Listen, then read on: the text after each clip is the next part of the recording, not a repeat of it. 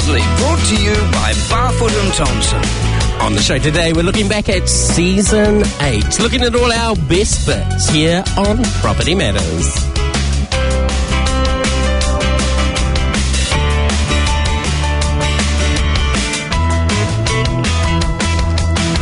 Welcome along to the final episode for Season 8. I can hardly believe that this little idea all those years ago has turned into something that's run this long. Very grateful for everybody that keeps on listening, whether you're listening live today on Planet FM 104.6 or streaming it through any of our favourite podcast sites. Thanks for tuning in. And rather than a guest today, we're going to just share a few highlights from the season, but I do have some very special people in the studio with me today. They are the people from behind the scenes that make the show happen each week. We have Monique, who manages all of our bookings of guests to make sure they know where and when to turn up. She also chases me to make sure I've got the questions written each week, because I do require a bit of chasing. We have Stephen here, who looks after our Best Bits episodes like today and replays when we go on a break over the year to make sure that something is going out to air, and he's prepared tonight's show, so thank you, Stephen. We have Olivia from Dunby, our fabulous social media company that makes sure each episode is broken down with great quotes and moments and videos that can be turned into social posts all week. And she brought in the video camera this year, which I'm getting used to, but it's been fabulous for our social posts. And Paul, who can't be here today, but he looks after all our pre-show marketing and branding of the show to make sure you guys all tune in. So a big thank you to them. And of course, all the fabulous team here at Planet FM that enables us to make live radio that also then gets turned into a radio quality podcast. Now, well, first of all, welcome team. Welcome into the studio. Great to have you here.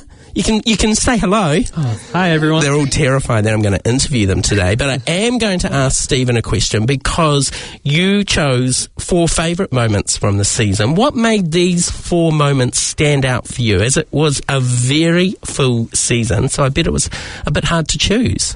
Yeah, so the entire season was really good, so it's really hard to choose just 4, but I've always loved the finance and investment side of real estate. So I guess that's why one of the episodes stood out to me. And learning about, financial mindset was also really interesting. And the third one will be about, positive working environment, which I think is really important for us to just listen and hear about. And it's always good to support Starship Foundation.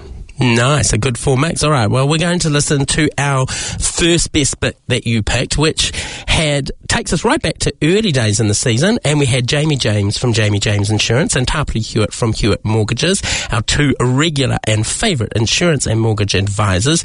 And as Stephen said, they were very much talking about the current financial situation and also when to use non-bank lenders. Take a listen. We've seen the OCR drop significantly over the year, but some major banks are now sort of nudging their long-term rates back up. For someone refixing this month, is the 1 year and wait strategy still a gold standard, or are we back to seeking the security of a 3-year term? It really depends on the client's situation. So we personalise the rates to the client's financial situation. This is really, really important. Someone might look at a 1 year rate, but we need to assess their income and make sure they've got some certainty and stability, for their overall financial situation, because we've just come off the back of really high interest rates. They were almost 7%, and that was crippling people.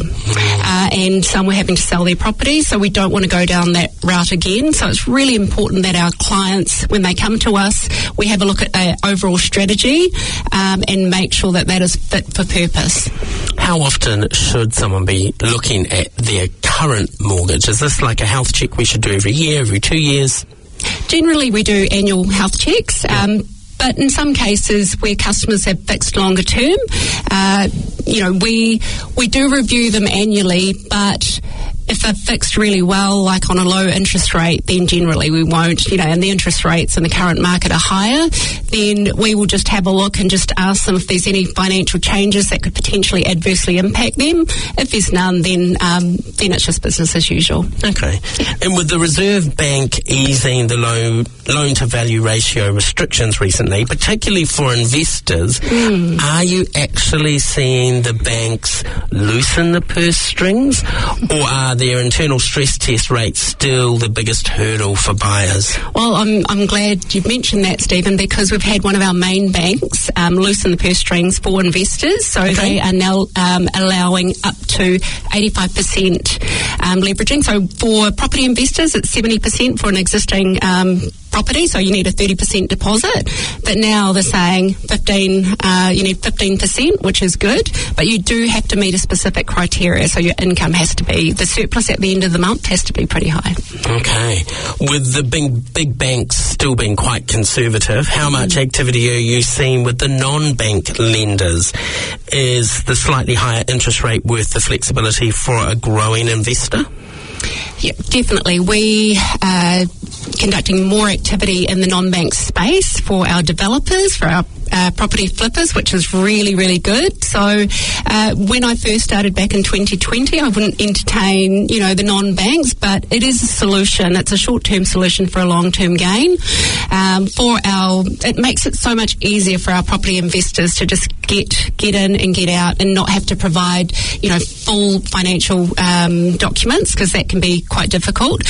Also, for our existing homeowners, it's a solution for, those that get into financial strife. Just to give you an example of a customer, they almost lost their house. They came to me almost last minute. I had a look at their situation, and I found a solution at a non-bank. Right. And so we were able to consolidate the debt. And it's almost been a year, so the exit strategy was to refinance her back. Her finances are super clean. She has savings. She had spending money. We helped her with her budget, so it's great. So it's been awesome. Why is it that the non-bank lenders are more flexible? Well, they have the funding, and they don't, in terms of regulation, some don't have to comply with the CCCFA because they come under trusts or companies, and therefore they don't have to provide their full financials and show the ability to service. Yeah, so they just need to ensure they've got equity in the properties. So yeah, we can leverage. Nice. Okay. Jamie, your turn. Over to you. You often talk about protecting financial progress. What do you mean by that? Warren Buffett has a really awesome rule when it comes to investing. Rule number 1, don't lose money. Rule number 2, see rule number 1. And the reason this rule is so important is because, let's say you have $100 and you lose 50%. Now you've got 50. And you gain 50% back. Now you've only got 75. You actually have to double your effort just to get back to where you were before. So, Stephen, I've got a slightly different variation to this. It's rule number 1, don't lose progress. And the reason for that is because we've all come from somewhere. Think about 5 years, 10 years, 20 years ago, life may have been quite different to where we are today. But how you got to where you are today cost you your time, hard work, blood, sweat, tears, sacrifice, a lot of effort. So where you are today represents years of progress. And we all have somewhere where we want to go. That's goals, dreams, the life we want to create for our families. So a event, an illness, redundancy, bad season in business can wipe out years of progress. So the point is, rule number 1, don't lose progress, and protecting your health and your income is the easiest way to protect your health and your financial well-being. So when somebody does take on a large mortgage, what financial risks are people often overlooking and they're not thinking about that progress they've made to get to that point? Most people insure the house, but they don't insure the person that pays for the house. And the reason this is important to understand is because when you buy a house, the banks typically want you to insure it. So that gets done pretty much straight away. But the mortgage itself is paid by one thing. Your income. Your income pays the mortgage, supports your family, and funds the life you want to live. So I've seen many situations where people have insured their house, insured their car, insured their TV, and then they experience a change in health, a change in financial circumstances, and that's where things get very messy and stressful. So the point is, insuring your house, it's important, but insuring the person that pays for the house is even more important. That's your safety net that provides you that security and that confidence to keep moving forward no matter what happens. So talk me through that. If you're insuring yourself, what does that look like? I mean, are we talking purely income protection insurance? How does it work?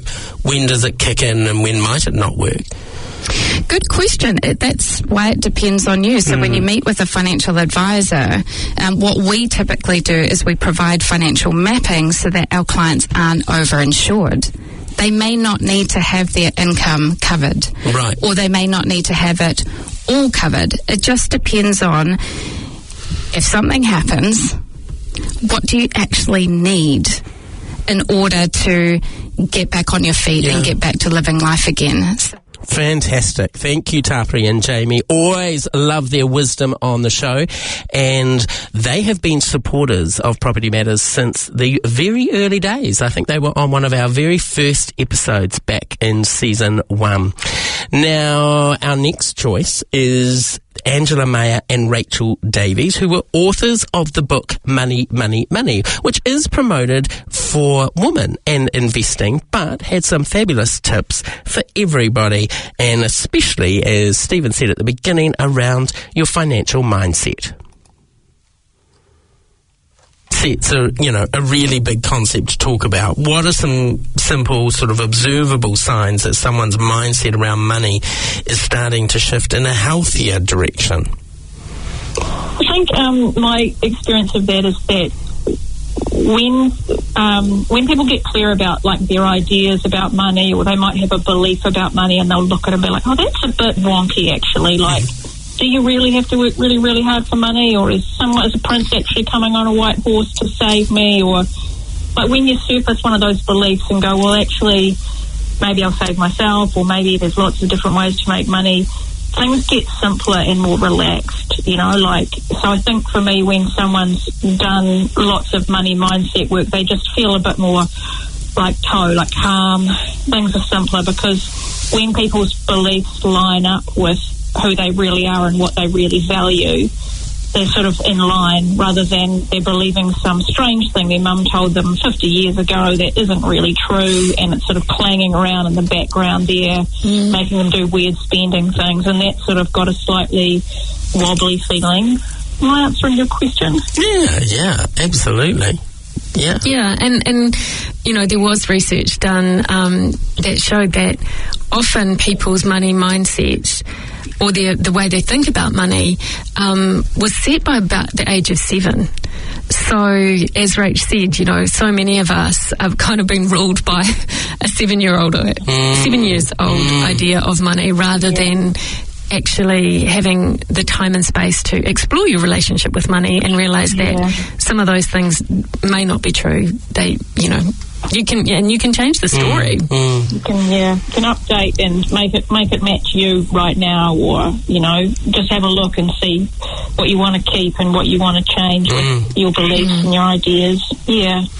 So, Angela, without giving the whole book away, what are a couple of practical tools you walk readers through so they can move from theory into action? Well, one of them that we've developed is called The Why Behind the Buy. And so this is a kind of a nice hybrid one, I would say, where.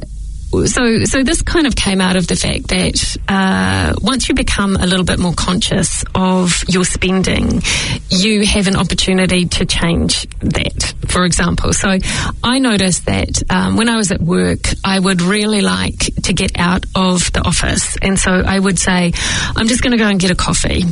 And the thing is, I didn't actually really want a coffee. I just wanted to get out of the office. I wanted a change of scene. I wanted to, change up my situation. And the why behind the buy is actually invites you to sort of take stock of how you're feeling before you spend, and then look at what you're spending and what you're spending that on, and then how you felt afterwards. So it's a very simple exercise, but actually you get a lot of information out of it. And then you get a chance to kind of look back over that, say over a week, and go, wow, I noticed that I'm actually not really wanting coffee at all. For example, I just want to get outside. And I can go outside. Without spending. Yeah, and I can go for a walk without spending. We also have information in there about, how to start investing, setting up an emergency fund, paying yourself first, some really sort of foundational things that seem like, oh yeah, we've all heard those before, but they really do make a difference. Yeah, and things like that emergency fund, just to stop you heading into that credit scenario, because we all have the dentist moment or anything that, that crops up, and you wish you had that money there, that you didn't need to whip out the credit card, that then just adds further to the debt. Yeah. And we also talk about, consolidating, that high interest debt, and just we try and do it in a way that is as judgment-free and as shame-free as possible, So look, a lot of women carrying debt, sometimes with shame attached, as you mentioned. How do you suggest people approach debt in a way that's constructive rather than paralysing themselves? For me, there's different kinds of debt. Like, I feel different about my credit card debt to my mortgage or when I had a student loan. So I think, maybe they've got a different quality, but the debt that I feel the most ashamed about is usually my credit card debt, or the stuff where I'm spending money that I haven't got yet, and sort of, what's that saying, robbing Peter to pay Paul. And I think for me the best way is to not feel ashamed about it, and just to take a deep breath and have a look and be like, well, do I really want to be doing this, or what could I do differently? Maybe I just need to do this right now to get through this tough time, or maybe in 6 months I can review it, or maybe there's a little bit of wiggle room here where I could start to lower that credit card debt and have a bit more space, or I could give up some things, or... So I'd sort of, just judgment-free and calm, and just having a nice clear look, for me, is how I like to sort of approach that. Yeah. We live now in this world of buy now, pay later. Every single thing now that even if you're booking a doctor's appointment, it's giving you the option to pay it. How do we sort of protect people from that mindset of, I need it now?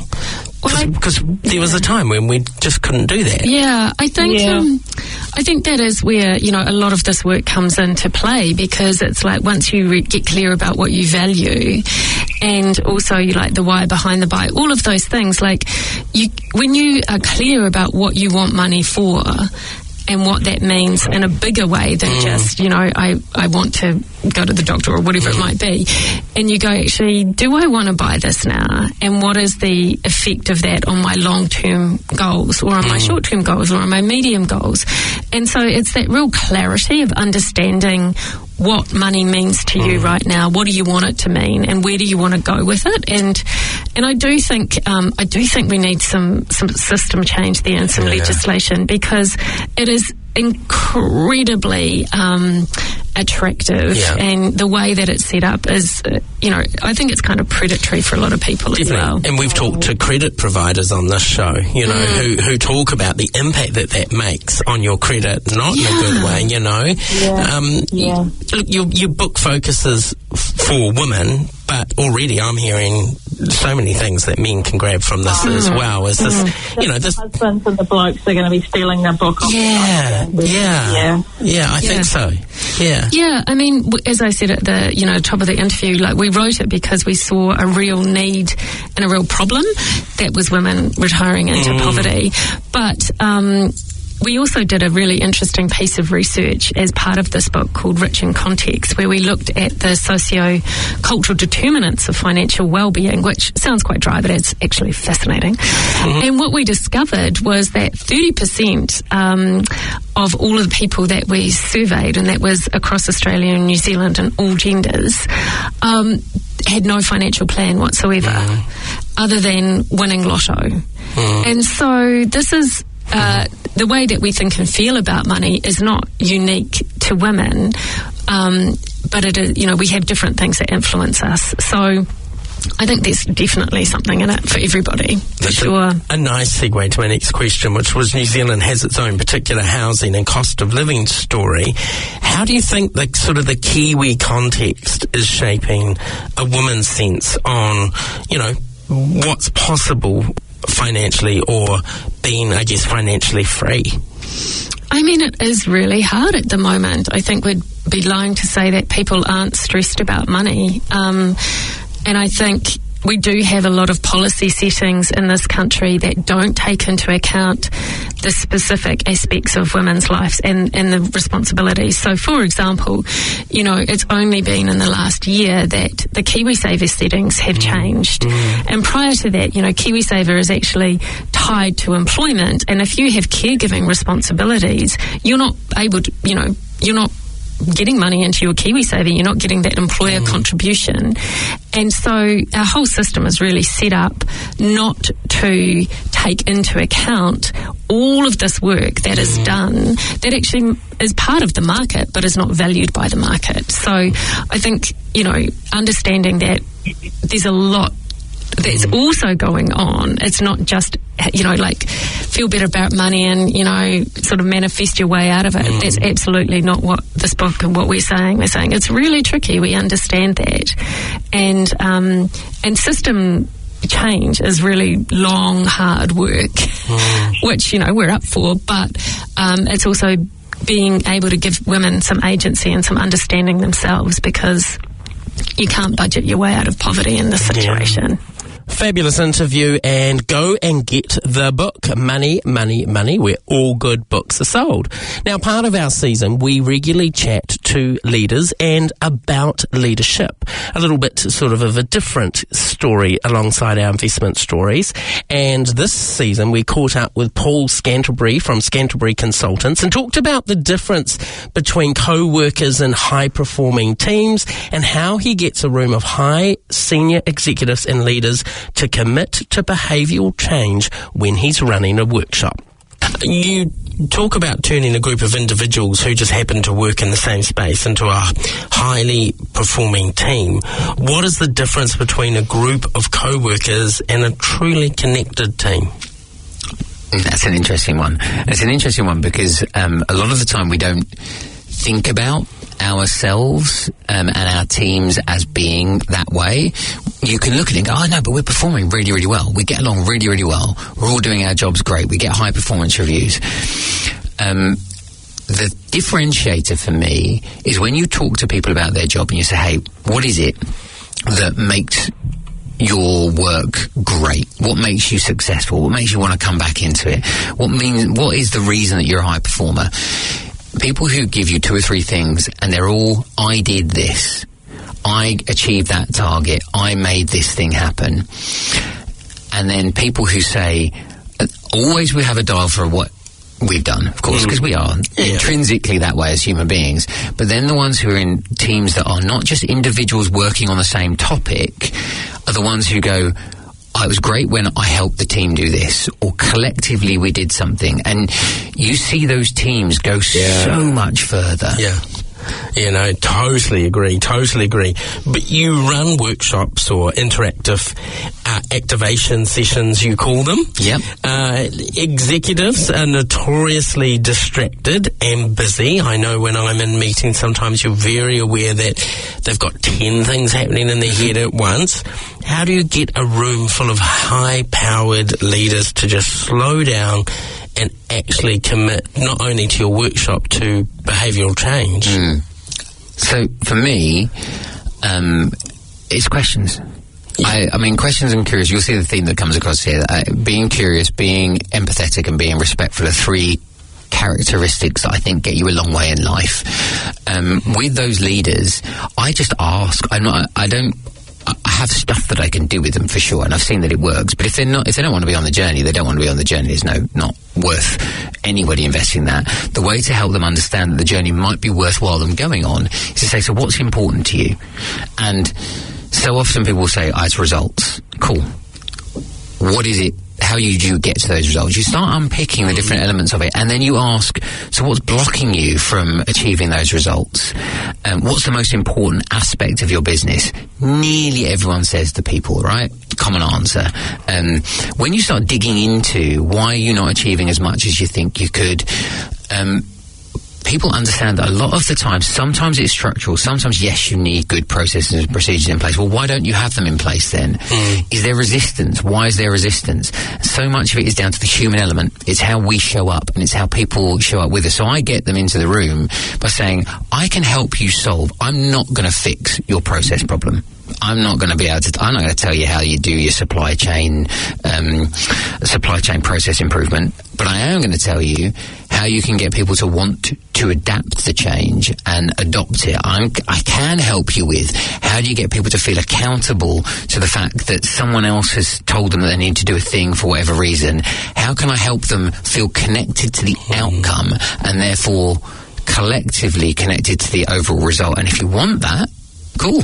I'm here to go on that journey with you, and it's a journey. It's not just one workshop. It's multiples of those, because it's behavioural change and it's mindset change. I love that you refer to questioning. Right, that people underestimate in all parts of leadership and facilitation the power of good questioning. I agree.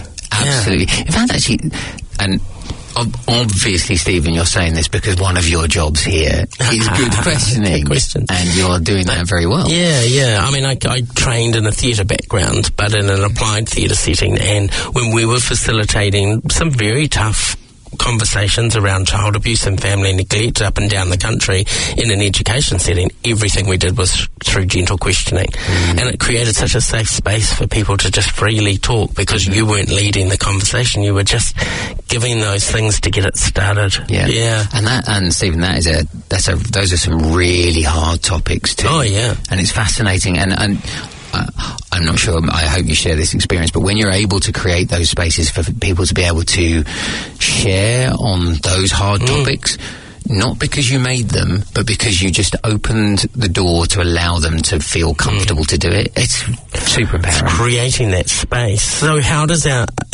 understanding, I guess, our unique social style change the way we handle difficult conversations in the workplace? See, that's fascinating.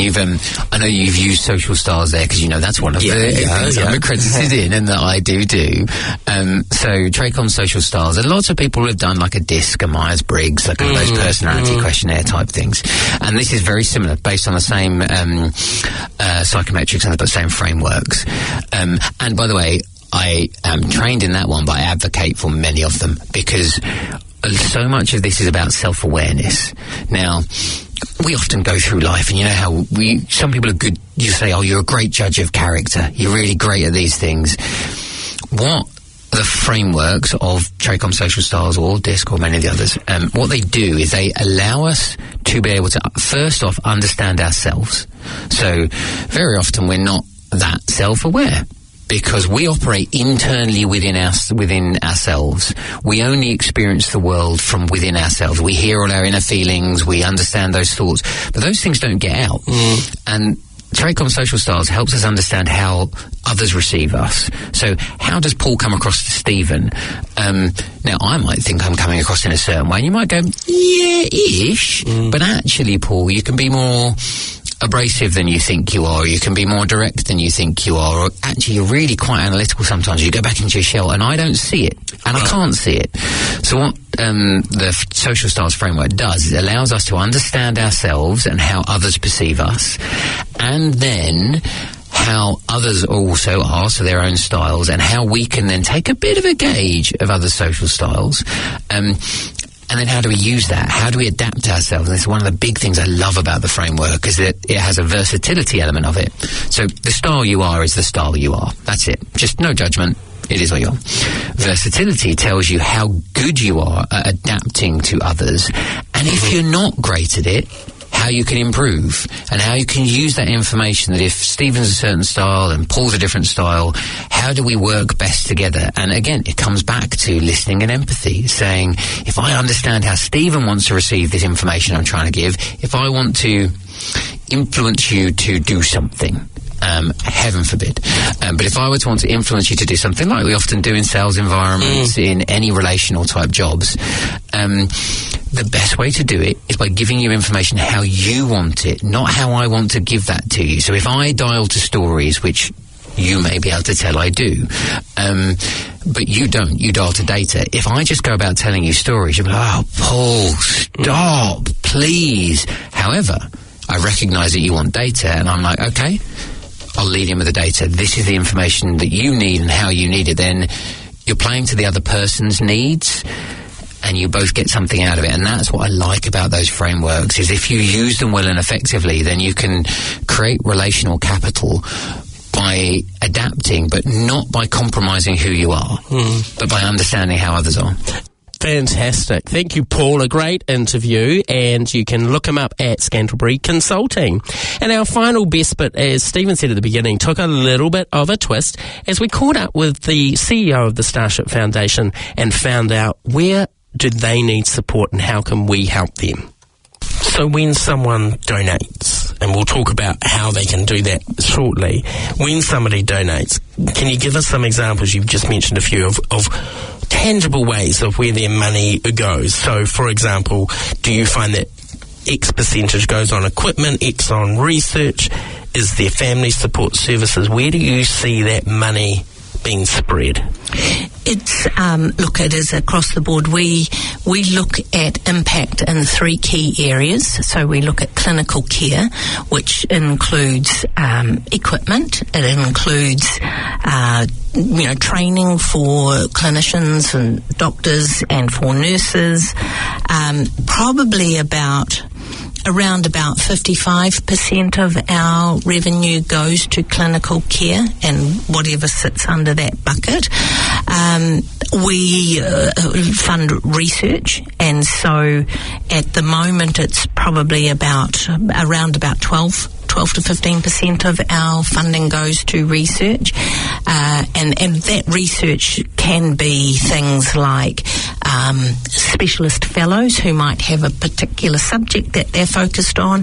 It could be a particular research project that somebody is working on to improve a particular area of treatment. And so there's research, and then there's what we call the patient experience. So what programs can be done within the hospital that make the patient journey better for the whānau, better for the child, and brings also an element of well-being and education for the nursing staff in particular, who are stewarding those families through the hospital. Can you give us an example of that, of a patient experience that your funding has helped? Yes, there is. There's one called Ringa Atawhai. And Ringa Atawhai is, if you imagine a hand, 5 fingers, it's about wrapping support around a whānau. And within the Ringa Atawhai, there will be a specialist psychologist, a social worker, there may be somebody with language skills. I can't just off the top of my head remember the other 2, but the whole thing is that it's initially Ringa Atawhai was designed for Māori and Pasifika families going through and helping them navigate the hospital, but it's wider. It's any family, and it's just supporting them alongside the medical and sort of scientific care that they get. So it's very much all I can describe it as is it wraps around them, depending on what their needs are. Yeah, that's lovely. When you think of those three areas, clinical research and patient experience, is there a particular project that at the moment that you're kind of really excited about putting the funds into? So as I said, we are coming to the end of the funding around the oncology project, which has been a project of about $6.5 million. And so that we're rounding that off, and that's coming to fruition. We have other projects coming on stream. One of them in the next couple of months we'll be launching, which is NICU. That's the neonatal intensive care unit, and so we are looking at doing a refurbishment of the NICU project, and that's a project that's around about $3.5 million. So we will be looking for funding for that. And that's picking that out. There are numerous projects on the go that we already fund and are looking for funding, but not to that kind of magnitude. All right, so our listeners now have hopefully got a good sense of the amazing work not only that Starship does, but that the Foundation does in order to make all this happen. So, all our fabulous listeners and business leaders, this is how you can help, and it can be at a business level or even individual. So let's unpack this slowly. If someone listening does want to help, what are just some of the different ways that they can get involved? Well, there are many ways, actually. So if you are a business, we have businesses who partner with us, and that is at varying levels. You can come in at around about a $10,000 level, and you get certain benefits or access to certain projects that we're working on, through to $50,000 partnerships and 5-star partnerships. The 5-star partnerships are partnerships that have been with us for 20-something years, the likes of Barfoot and Thompson or Mercury Energy. Those organisations pay us a partnership fee, but they also rally up their troops to get involved in fundraising, whether it's running marathons or participating in quiz nights, whatever it is, they get involved. So that's the corporate side of things. We have numerous community events that we run. So earlier this year we ran an event called Kilometres for Kids, and that's an opportunity for people across the country, families, whānau, schools, to get moving and to get sponsorship to ride, cycle, swim, whatever, to raise funds for the Starship Foundation. We do something which we've just closed off for this year called the Big Bake Off, where people can bake and compete against each other to raise money. Then people can do their own fundraising. If you want to go and climb Mount Kilimanjaro because that's a personal objective, but you want to raise money for charity, then you can get your friends and family to help you do that. So we get a lot of really amazing people out there in the community doing their own thing. And do you have people or tools that can help set that up so people can safely fundraise? Like, we live in this world of Give a Little and Boosted and things like that. We do. We have a team that run that. They can help individuals set up a Razorly fundraising page. They get various collateral and material that they might need to promote themselves. The other ways in which we have people fundraising for us is through regular giving. So some people might, but some people may do payroll giving through their own organisations. Some people may just, dedicate a budget each month and just set that to go into the Starship account. We do campaigns. We run a Christmas campaign. We run a tax campaign where people are given opportunities through direct marketing or through any kind of media channel to donate to us. Just so many fantastic ways that people can support the Starship Foundation, so do head online and support them. And a big thank you to all our guests who played a part in Season 8. We're going to take a little break. We're going to catch up perhaps towards the end of the year post-election, and we'll do a little bit of a wrap and a look back on the year that it's been, and then we'll kick off Season 9 hopefully in early 2027. A big thank you to Barfoot and Thompson for their continued support of the show. A massive thanks to the team here at Planet FM for allowing great live radio to happen and then to be turned into a podcast. Thanks to the team, Paul, Stephen, Monique from Barfoot and Thompson, and Olivia from Dunby for our fabulous marketing and organising everything each week. To you, our listeners, thanks for supporting another season and listening live or downloading our episodes, which you can continue to do from your favourite podcast sites. I'll look forward to catching you when the summer months come and it's finally warmer. Take care. We'll catch you again soon. If you're driving home, take care on those roads.